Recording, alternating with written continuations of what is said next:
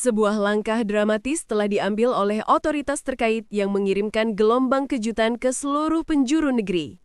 Aktor Amar Zoni, yang kasusnya terus menjadi sorotan, dilaporkan telah dipindahkan ke Lembaga Pemasyarakatan Nusa Kambangan. Pemindahan ini bukan sekadar relokasi administratif, ini adalah eskalasi status penahanan yang sangat signifikan. Nusa Kambangan, yang dikenal sebagai Alcatraznya Indonesia, adalah penjara dengan tingkat keamanan super maksimum yang diperuntukkan bagi narapidana kejahatan luar biasa seperti teroris kelas berat, gembong narkoba internasional, dan pelaku kejahatan kelas kakap lainnya. Keputusan ini secara efektif menyamakan Amar Zoni dengan para penjahat paling berbahaya di negara ini. Pertanyaan publik pun sontak menggema.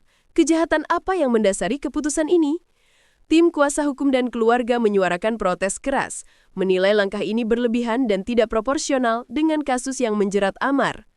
Pemindahan ini terjadi di tengah proses hukum yang masih bergulir dan diwarnai berbagai kejanggalan, memicu spekulasi bahwa ada kekuatan besar yang berupaya membungkam atau memberikan efek jera luar biasa kepada sang aktor.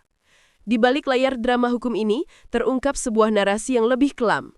Sebelum pemindahannya ke Nusa Kambangan, Amar Zoni dilaporkan sempat menyuarakan kondisi tertekannya. Ia mengaku tidak hanya mendapat ancaman tetapi juga menjadi target dugaan pemerasan yang nilainya fantastis.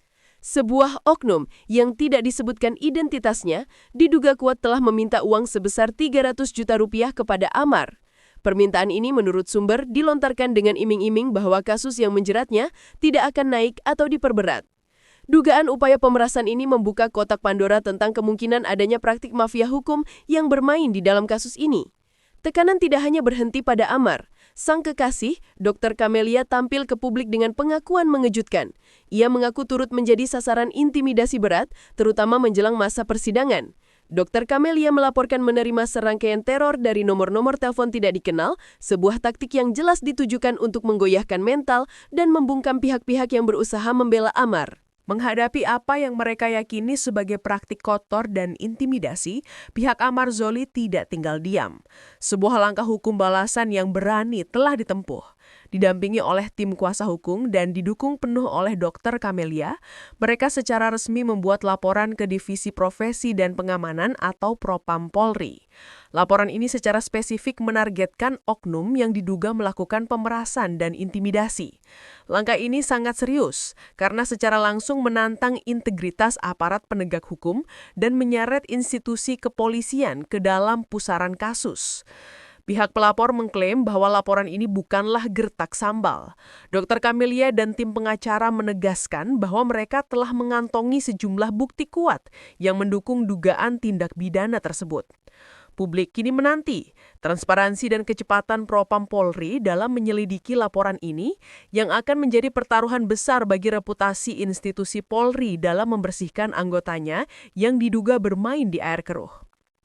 Seolah gayung bersambut di tengah panasnya isu dugaan keterlibatan oknum dalam kasus Amar Zoni, sinyal ketegasan datang dari pucuk pimpinan Kepolisian Republik Indonesia. Kapolri Jenderal Listio Sigit Prabowo dalam berbagai kesempatan telah mengeluarkan perintah yang sangat jelas dan tanpa kompromi.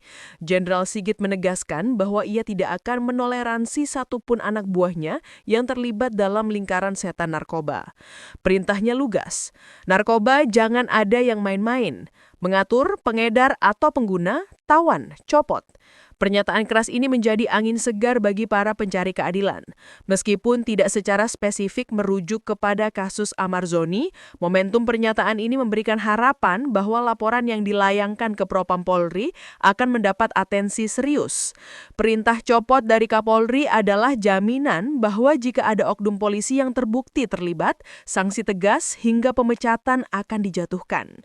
Pertanyaannya kini adalah, apakah oknum yang dilaporkan pihak Amar Zoni termasuk dalam radar yang tengah diawasi ketat oleh Kapolri? Dukungan untuk Amar Zoni tidak hanya datang dari lingkaran keluarga, tetapi juga dari sahabat sesama selebritas papan atas yang kini memiliki peran strategis di pemerintahan. Raffi Ahmad, yang baru-baru ini dikabarkan ditunjuk sebagai staf khusus Presiden Republik Indonesia, dilaporkan turun tangan memberikan bantuan. Dalam sebuah tayangan yang beredar luas, Raffi Ahmad terlihat mengunjungi sebuah kantor pengacara ternama.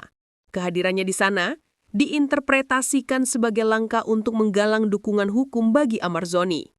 Raffi secara terbuka menyinggung soal pentingnya bantuan hukum, bahkan mengisyaratkan adanya fasilitasi bantuan hukum secara gratis bagi sahabatnya yang tengah kesusahan masalah hukum. Tak berhenti di situ, Raffi juga memberikan komentar publik yang menyoroti kinerja aparat penegak hukum, khususnya kejaksaan. Ia berharap agar kinerja Korps Adiaksa ke depan bisa semakin membaik. Pernyataan ini, yang dilontarkan oleh seorang staf sus presiden, memiliki bobot politis dan memberikan tekanan moral yang tidak sedikit terhadap jalannya proses peradilan Amar Zoni. Kontradiksi data antara JPU dan Dirjen Pas berimplikasi langsung pada status hukum Amar Zoni. Jika dakwaan JPU 100 gram yang benar, maka status Amar sebagai pengedar bisa jadi terbukti. Namun jika data Dirjen Pas 1 linting yang akurat, tuduhan sebagai pengedar otomatis gugur, dan statusnya adalah pengguna. Perbedaan status ini memiliki konsekuensi hukum yang sangat berbeda, terutama terkait beratnya hukuman dan perlakuan penahanan. Lebih lanjut, fakta dari Dirjen Pas juga menyebutkan bahwa temuan 1 linting itu berada di dalam kamar yang dihuni oleh 7 orang sekaligus. Fakta ini semakin memperlemah tuduhan kepemilikan tunggal terhadap Amar Zoni. Bagaimana bisa 1 linting di kamar bersama menjadi dasar untuk menuduh seseorang sebagai pengedar dan memindahkannya ke Nusa Kambangan? Tim kuasa hukum kini menjadikan pertentangan antara dakwaan jaksa dengan hasil dari Dirjen sebagai amunisi utama mereka untuk membongkar apa yang mereka sebut sebagai rekayasa kasus dan kriminalisasi terhadap klien mereka. Terlepas dari perbedaan data 100 gram atau 1 linting, fakta bahwa ada barang terlarang yang bisa beredar di dalam lapas, institusi yang seharusnya steril, kini menjadi sorotan utama. Seorang pengamat hukum angkat bicara dan mempertanyakan logika dasar keamanan lapas. Ia heran bagaimana mungkin peredaran narkotika bisa terjadi di tempat yang untuk memasukinya saja memerlukan proses pemeriksaan berlapis yang luar biasa ketat. Untuk masuk ke lapas, kita itu diperiksanya nggak main-main. Tidak segampang kita masuk ke tempat-tempat publik, ujarnya. Logikanya sederhana, jika barang dari luar saja sangat sulit masuk, maka adanya peredaran di dalam jelas mengindikasikan adanya kegagalan sistemik atau bahkan keterlibatan oknum internal. Oleh karena itu, ia menyimpulkan, yang pertama kali harus kita evaluasi dan kita mintai pertanggungjawabannya adalah lapas itu sendiri. Kasus Amar Zoni kini bukan lagi hanya soal individu, tetapi telah menjadi pintu masuk untuk mengaudit bobroknya sistem pengawasan di dalam lembaga pemasyarakatan. Di tengah kemelut hukum dan perang data, laporan mengenai kondisi terkini Amar Zoni di Nusa Kambangan sungguh memilukan. Terjadi kontras yang tragis antara kehidupannya di masa lalu sebagai aktor papan atas berpenghasilan miliaran dengan realitasnya saat ini. Amar kini harus meringkuk di sel yang sama dengan penjahat-penjahat paling kejam, dikelilingi penjaga bersenjata lengkap selama 24 jam.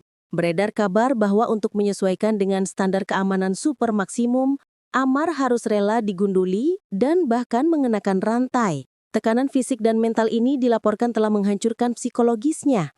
Amar Zoni disebut sempat menangis histeris dan berteriak bahwa ia bukanlah seorang pengedar. Ia merasa tidak pantas diperlakukan seperti itu dan bahkan sampai pada titik ingin menyerah karena sudah tidak kuat lagi. Jeritan hati Amar Zoni ini menyentak nurani publik dan semakin memperkuat desakan agar kejanggalan dalam kasusnya segera diusut tuntas. Melihat banyaknya kejanggalan dan perlakuan yang dinilai tidak adil, harapan baru kini muncul. Para pengacara kondang di tanah air dilaporkan mulai merapatkan barisan. Mereka bersatu dan siap mengawal kasus Amar Zoni.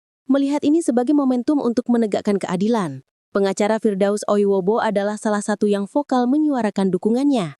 Ia mengaku telah berkomunikasi dengan Amar, yang menyebut akan membongkar sebuah rahasia besar yang selama ini terjadi di dalam lapas. Amar sebelumnya kecewa karena sidang digelar secara online, yang menghalanginya hadir langsung untuk memberikan kesaksian. Kini, dengan dukungan tim pengacara baru yang lebih kuat, bahkan nama besar seperti Oto Hasibuan dan dukungan spiritual dari Ustadz Dery disebut-sebut ikut bergabung, misi mereka bukan hanya membebaskan Amar. Misi mereka adalah membongkar rahasia di balik tembok penjara yang diduga menjadi sumber masalah. Publik ini menanti, akankah aliansi ini berhasil menjemput Amar Zoni dan mengungkap kebenaran?